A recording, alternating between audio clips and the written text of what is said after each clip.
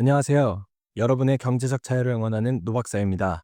여러분, 혹시 이런 말 많이 들어보지 않으셨나요? 한국 부동산은 일본의 잃어버린 30년을 따라갈 것이다 라는 말이요. 초고령화사의 진입에 따라 한국 부동산은 무너질 것이다 라는 주장도 많고요.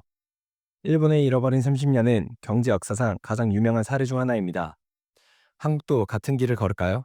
아니면 전혀 다른 미래를 맞이할까요? 오늘 영상에서는 일본과 한국 부동산 시장을 비교하고 한국이 정말 일본의 잃어버린 30년을 따라갈 가능성이 있는지 객관적인 데이터를 통해 분석해 보겠습니다.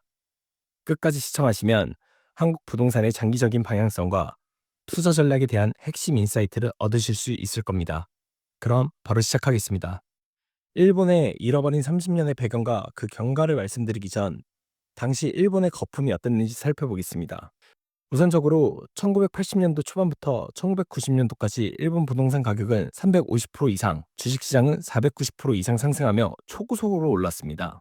그 다음으로 당시 최대 경제 강국이었던 미국과 일본 두 국가의 GDP를 1995년 기준으로 보면 일본의 GDP는 5.5조 달러로 미국의 GDP의 72% 수준까지 따라잡았습니다. 일본은 당시 세계 경제 2위 대국으로 성장했는데요. 어떻게 이렇게 성장한 뒤에 잃어버린 30년을 맞이했는지 그 배경과 경과를 확인해 보겠습니다. 1971년 미국은 미국 달러를 금과 연계했던 금본위 체제를 폐지하면서 변동환율제를 도입하게 됩니다. 이후 달러 가치가 급락하게 되며 달러에 대한 신뢰도가 떨어지기 시작했습니다. 기존 1온수당 35달러였던 금은 1000달러 수준까지 상승하는 상황이 발생하기도 했고요. 이러한 상황 속에서 두 차례에 걸친 오일 쇼크가 발생하면서 미국은 초인플레이션을 맞이하게 되고 결국 스태그플레이션이란 최악의 늪에 빠지게 됐습니다. 이를 해결하기 위해 당시 미국 중앙은행 볼커 의장은 미국 금리를 20%대까지 인상하며 인플레를 진정시키고 달러 가치를 크게 상승시켰습니다. 이러한 미국 달러 가치 상승은 당시 빠르게 성장하고 있던 일본 제조업에 반사이익을 주게 되며 일본 수출이 크게 호황을 누리게 됐습니다.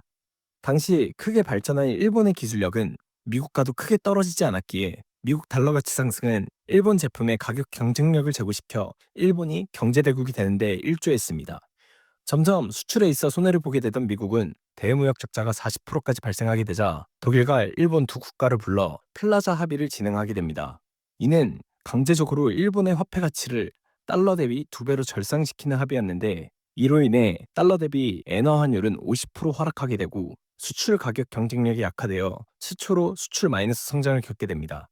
당시 일본이 이 합의를 왜 동의했을까요? 사실 당시 미국이 최대 수입 국가이기에 그 압박도 있었지만 일본 정부의 오판이 제일 컸습니다.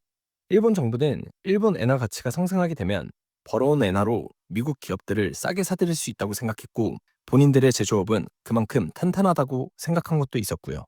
하지만 이는 오판이었고 엔화 가치 절상에 따라 수출 경쟁력이 약화되고 수출이 둔화되자 경기 침체 위기에 놓이게 되었습니다. 이때 일본 정부는 무너지는 경제 성장을 막기 위해 최악의 수를 두게 됩니다. 일본은행을 압박하여 금리를 5%에서 2.5%까지 낮췄고 이는 당시 사상 최저금리였습니다. 동시에 대출 규제 완화, 세제 혜택을 주고 기업들에게 투금 계정을 합법화시키며 기업들로 하여금 주식, 채권, 그리고 부동산 투자를 유도했습니다. 그 당시 일본의 법원은 아주 심각했습니다. 투금 계정이 9조엔에서 40조엔까지 팽창하는데 고작 4년이란 시간밖에 걸리지 않았고 일본 시총이 미국 총 시총의 1.5배가 되는 수준까지 가게 됩니다. 심지어 이 당시 부동산 감정평가 금액의 200%까지 대출이 됐기 때문에 부동산 거품 역시 매우 심각한 수준이었습니다. 결국 일본 정부에서도 자산 버블이 심각하다는 것을 깨닫게 되며 뒤늦게 금리를 6%까지 올리고 대출 규제를 시작했지만 이미 버블은 최고점을 찍었고 그 순간을 기점으로 일본의 거품은 꺼져내리기 시작합니다. 일본 정부의 주요 정책 실패는 이와 같습니다. 플라자 합의 이후 엔구 대응 실패, 초정금리 정책 등의 완화 정책 시행을 통한 자산 버블 형성, 그리고 이에 대한 대응책인 금리 인상 시점 역시 뒤늦게 시행되었고 공적 자금이 뒤늦게 투입되어 부실 채권 해결 역시 지연되었습니다. 결국 97년 외환위기를 마지막으로 일본 기업이 줄도산되며 이미 그러기 상태였던 일본은 잃어버린 30년이란 긴 시간 동안 침체의 늪에서 빠져나오지 못하게 됩니다. 추가로 일본은 2007년에 이미 초고령화 사회를 최초로 진입한 국가이기도 합니다. 94년도에는 이미 고령화 사회에 진입하며 버블이 꺼지고 경기가 장기로 침체되는 국면을 맞이하게 된 원인 중에 하나이기도 합니다. 우리나라도 일본과 같이 올해 기준으로 초고령화 사회로 진입했습니다. 그렇다면 대한민국의 부동산 역시 거품이 껴있고 일본의 잃어버린 30년을 따라갈까요? 바로 일본의 초고령화 사회 이후의 부동산 가격과 우리나라 부동산이 거품인지, 그리고 초고령화 사회 진입 후 한국 부동산 전망이 어떻게 될지 확인해 보겠습니다. 우선 한국과 일본에 대한 간단한 비교를 해보겠습니다. 보시면 일본의 인구수는 한국보다 약 2.4배 많고 국가 면적은 약 3.8배 정도 큽니다. 그리고 GDP 역시 2.4배 정도 되지만 개인당 구매력 지수는 일본이 한국의 80% 수준으로 한국이 개인당 소비하력이 20% 정도 더 좋습니다. 그리고 일본은 2007년에 이미 초고령화 사회에 진입했고 우리나라는 올해 초고령화 시대에 진입했습니다. 초고령화 사회가 오면 어떻게 될까요? 우선 초고령화 사회의 사전적 의미는 이렇습니다. 65세 인구가 전체 인구의 20% 이상이 되면 초고령화 사회로 진입한다고 하는데, 이렇게 되면 노동 가능 인구수가 감소하게 되고 지방 소멸화 그리고 빈집 증가 현상이 발생하게 됩니다. 그리고 노후 파산이나 사회적 비용이 증가하여 경제 성장에 큰 제약을 주게 됩니다. 다음으로 일본의 인구 구조 현황과 전망을 살펴보겠습니다. 일본의 20년 기준 생산 연령층이 약 60%, 65세 이상 고령층이 28% 수준이며 2050년에는 생산 연령층이 52%로 줄게 되고 65세 이상 고령층 역시 38.7%로 크게 증가합니다.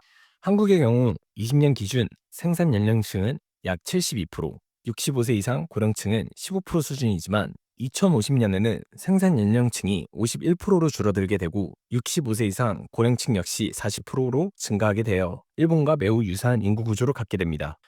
아까 보셨지만 일본 부동산이 2010년까지 최대 45%까지 하락했단 말이죠.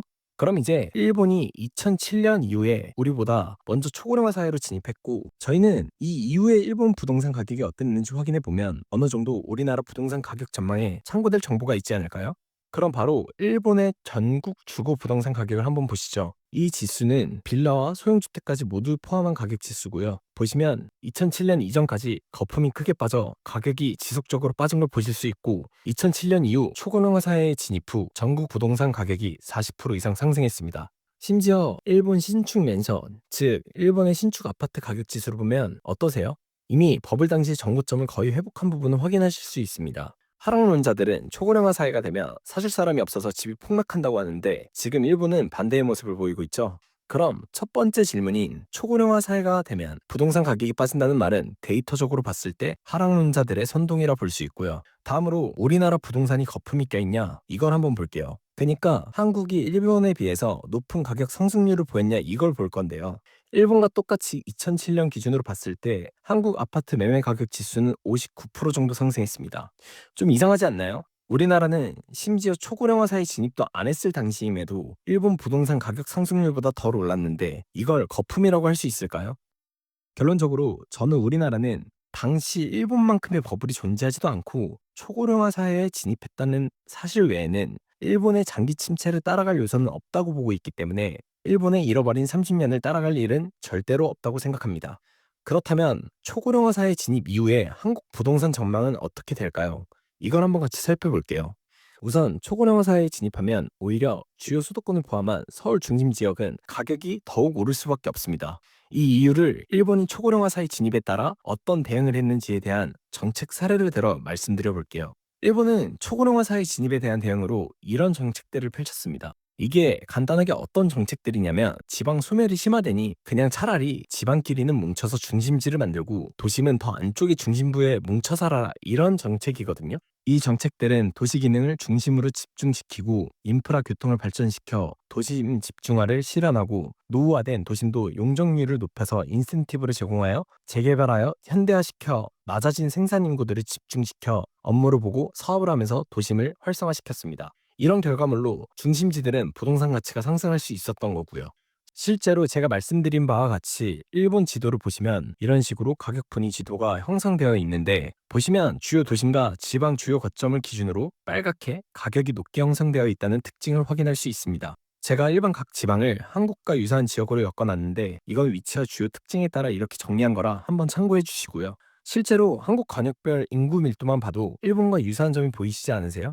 서울 수도권 중심과 지방 주요 중심지를 중심으로 인구 밀도가 높게 나타나잖아요. 그래서 저는 이런 모습 때문에도 오히려 일본의 도심 집중화 현상을 따라갈 가능성이 오히려 높다고 보고 있습니다. 실제로 이건 과거 자료긴 하지만 표현이 잘 되어 있어서 가져왔는데 2019년 기준 한국 권역별 인구수를 보면 제가 말씀드린 대로 수도권 및 주요 지방 거점을 기준으로 인구가 높게 형성되어 있고요. 과거와 비교해서 봐도 지금 수도권에서 거주하는 인구가 우리나라 전체 인구의 절반 정도 되거든요. 그리고 이 비중을 전 세계적으로 비교해봐도 우리나라 수도권 인구 비중이 압도적으로 높습니다. 그래서 제가 1편에서부터 주요 수도권을 포함한 서울을 매수하라고 추천을 드린 거였고요. 추가로 2035년 권역별 인구 밀도 전망을 카토그램이라는 시각화 지도로 보면 결국 이렇게 밀도가 서울과 주요 지방 중심으로 몰리게 되거든요. 이러한 모든 요소들을 종합해서 초고령화사회 진입에 따른 한국 부동산 전망을 해보자면 첫 번째로 주요 도심 집중화가 이뤄지면서 모든 게 주요 도심 중심으로 돌아가게 될 거고 지방의 소멸화와 빈집 증가가 더욱 빨라질 것으로 예상합니다. 이러한 현상으로 인해 주요 도심 아파트 가치는 더욱 상승할 것이며 중심지와 외곽의 가격 차이는 더 커질 것으로 예상하고 있습니다. 여러분, 오늘은 일본의 잃어버린 30년과 한국 부동산 시장의 차이점에 대해 이야기해봤습니다. 다음 영상에서는 주요 도심 아파트와의 가격, 소득 등의 차이를 통해 한국 아파트가 상대적으로 비싼 편인지 자세히 비교해볼 예정입니다. 오늘의 내용에 이어 다음 내용이 궁금하시다면 구독과 좋아요를 눌러주시고 다음 영상에서 뵙겠습니다. 여러분의 경제적 자유를 응원합니다. 지금까지 노박사였습니다. 감사합니다.